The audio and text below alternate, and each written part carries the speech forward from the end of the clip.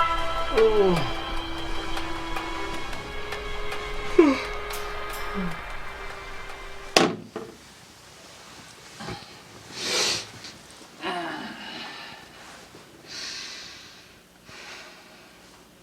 Morning, Socio. Hey, what are you doing here?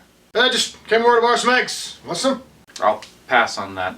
Got a review to do. Oh, need any help? Nah, I should be good this time. Alright, I'll be in the kitchen. Okay.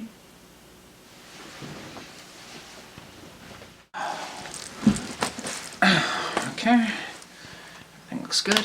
So, let's talk about Groundhog's Day. A Bill Murray movie from the early 90s that repeats way too often on cable TV, Groundhog's Day follows the fate of Phil Connors, a bitter local weatherman that hates covering the annual Will He See His Shadow ritual. He can't wait for this day to finish, and when it does, it starts over. Repeat, re-rinse, recycle. During the course of living this slice of reality over and over again, he begins to see his interactions have a certain folly. He's more of a prick than he needs to be throughout most of his interactions, and starts to amend his ways. So really, it's a story of personal growth. Phil eventually starts to help everyone around him have a better day, his own way of appeasing whatever force locked him in this cycle, and eventually, he escapes it. It's a fascinating character piece, but not much in the way of sociology here. I'm not sure why Groundhog's Day was on my list to do, because really this would be more Psycho's territory. He would have had a field day with this one. I'm the other Socio, and this is my shortest episode.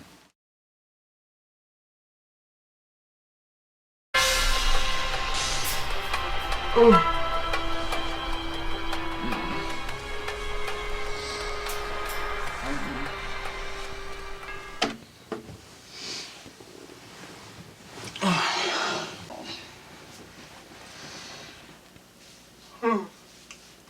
Morning, Socio.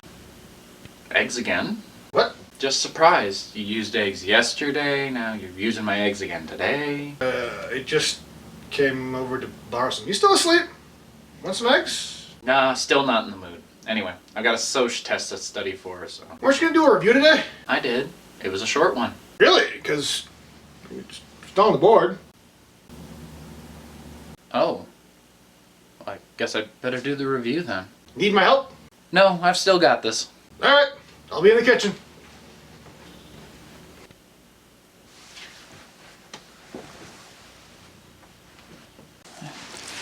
This is a really elaborate second take. Okay then. Groundhog's Day. A universally viewed film from the 90s, it tells the story of Phil Connors, the most jaded local weatherman the East Coast has to offer. He's covering the unveiling of the groundhog in Pennsylvania, and he's not the most thrilled about it. He's no longer buying into this cultural ritual, and so he feels detached from society that surrounds and celebrates it. Oh, I guess there is a little more to this than I thought. So after completing this empty gesture at caring about the rodent, Phil falls asleep and wakes up on Groundhog's Day. He slowly starts to change his behavior in a way that will make whatever force causing this loop to stop, and eventually, it does. This film reinforces the idea that shunning a cultural ritual ostracizes a person, not only from the community, but apparently from the timeline. I'm the other Socio, and I'm never talking about time travel again.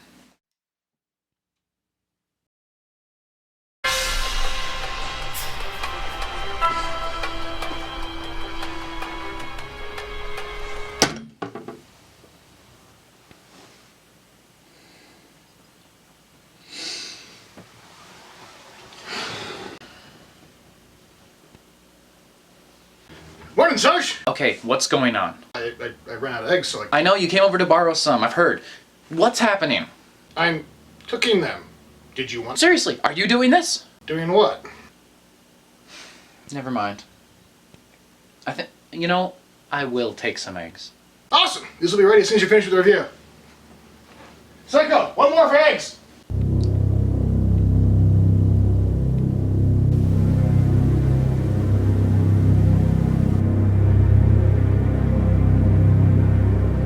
Oh yeah, did you need help with that? Yes! Alright, okay. Watch this. Ladies and gentlemen, Groundhog's Day.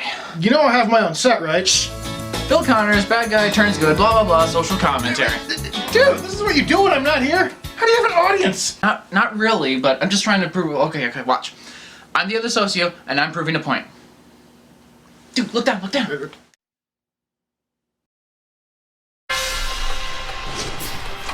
DM! DM! Oh, DM! No. How did you know I was here? See what I mean? What? It's a loop. Okay, it's a loop.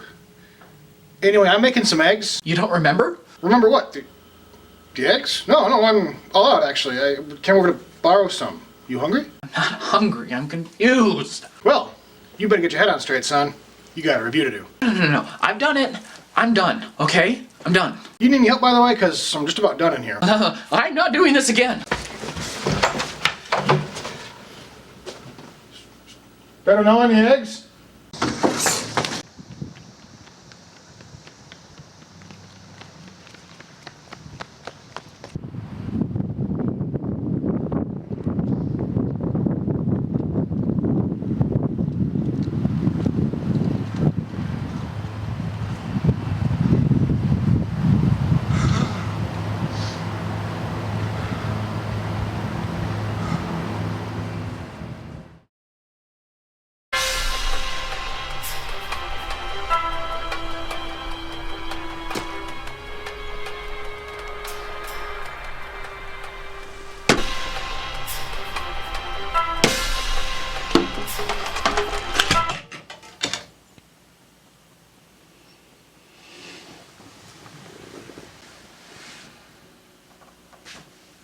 Morning, Soch. Just came over to borrow some eggs. And you want some? I don't know on the eggs.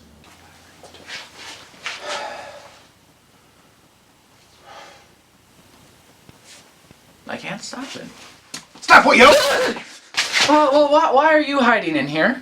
That's simple, yo. I was waiting to eat me some of them eggs. Now, why are you hiding in here? Well, I'm stuck. In the closet? No, in a time loop. Oh, well, that's awesome, yo. I know, it just...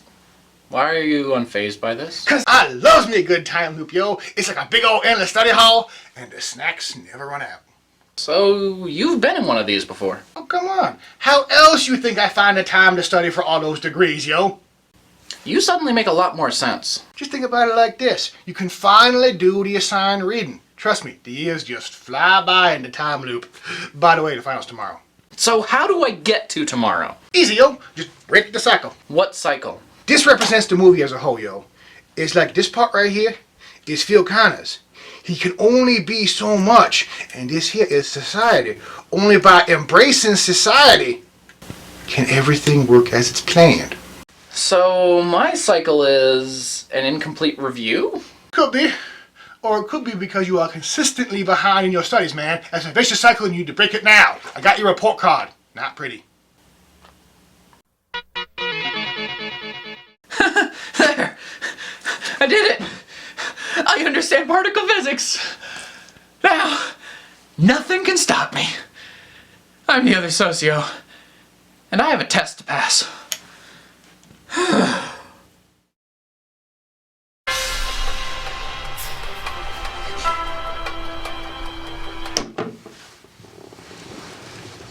Morning, Soch! Sunny side up, dash of pepper, and I don't need help in the review.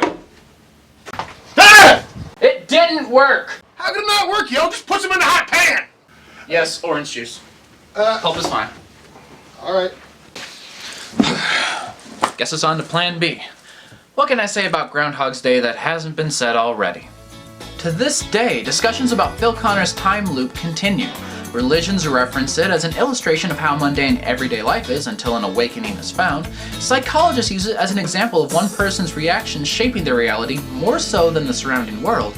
And scholars have called it a culturally significant piece of cinema for touching on very serious issues experienced across everyone's life while remaining accessible. Since so many groups and individuals have found such depth in this film, let's take another look and see what sociology can learn from Groundhog's Day.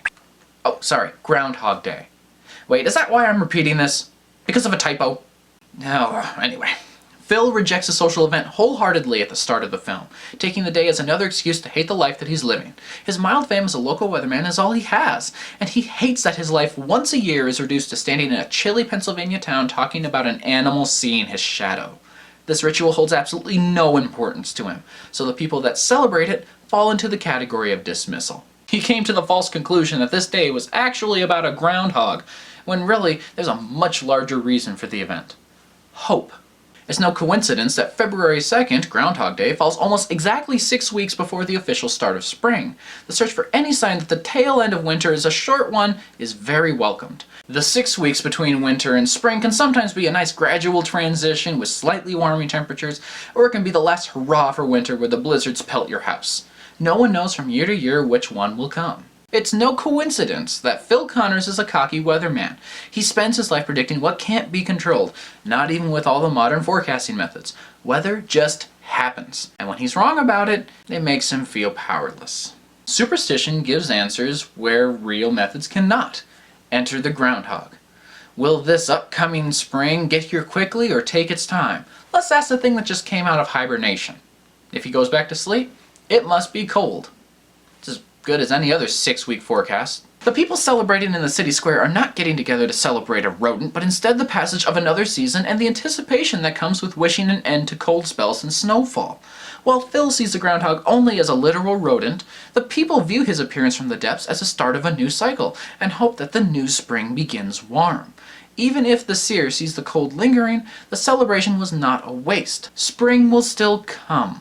Phil is so lost in his own misery, he's lost sight of the big picture entirely. He has just this little bit of fame that he cares about, and all it's earned him is endless handshakes and long, lonely nights wishing for more fame. When his Groundhog Day starts to loop and reaching for that next rung on the career ladder is no longer an option, he begins playing with the rules, using his growing knowledge of the events that surround him to get paid, get laid, and keep Ned afraid. He gets everything he ever wanted for himself, except the trust of the one person he set his sights on. He begins modifying his behavior to appease her. Now, anyone with a few relationships under their belt will tell you this trade secret. If you change yourself for someone else, no one's going to be happy. This film preaches that same message. When Phil uses only his adaptive knowledge and romantic tropes to try and woo his sweet producer Rita, she sees through his every attempt, because he's clearly only going after one thing without offering anything of himself up. He is an island, and she wants no part of his fantasy beach party. His failed attempts to connect with her make him a little depressed. Okay, campers, rise and shine. And don't forget your booties, 'cause it's cold out there today. It's cold out there every day. I personally believe at this point he went into a fugue state for several years, if not longer. I wonder why they didn't show that part in the movie. Oh, that Bill Murray's a riot. After that, he starts breaking down his own walls, probably out of boredom, and reaches out to the only place he can physically observe, inside other people's minds. He must have had extensive conversations with everyone there, too, as shown by the diner scene. Well, who's that? This is Tom. He worked in the coal mine until they closed it down. And her? It's Alice. Came over here from Ireland when she was a baby. She lived in Erie most of her life. He's right. And her? Nancy. She works in the dress shop and makes noises like a chipmunk when she gets real excited. Hey! It's true. Again, though, despite his knowledges of their histories, activities, and desires, he's given them nothing of himself in return. He listens, watches, but does no actions towards the people whose lives he can easily manipulate. I'm a god. It's not going to his head at all. The thought of escaping his cycle long gone, his own immediate gratifications addressed, Phil starts doing things for other people because, well, he can. That's altruism, the cornerstone of many sociology career paths. Public service, helping the needy, it's what we do. Well, except for me. I write things for the internet. We all have our place. His existence is no longer isolated as he starts finding the perfect timing to make the day better for the hundreds of lives that he touches. He isn't trying to earn points, not trying to score with anyone. He's just doing what he can for whoever he can, making everyone's day just a little bit brighter. What makes this delightful instead of old hat is Phil's essentially the same guy. He's got the same sense of humor, same mannerisms. I mean, he's just a better, more open version of the person he's always been. More accepting of people, because he's no longer looking at the community as something that will give him things.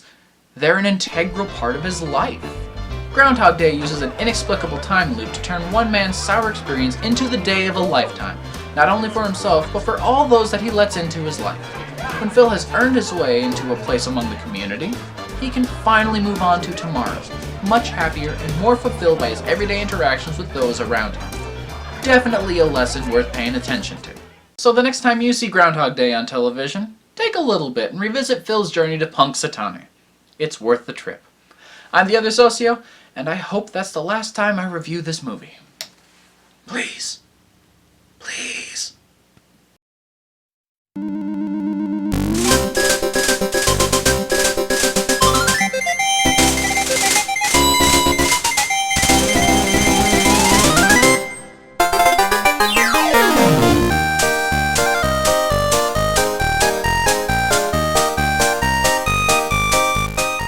So, does nobody want to try my eggs?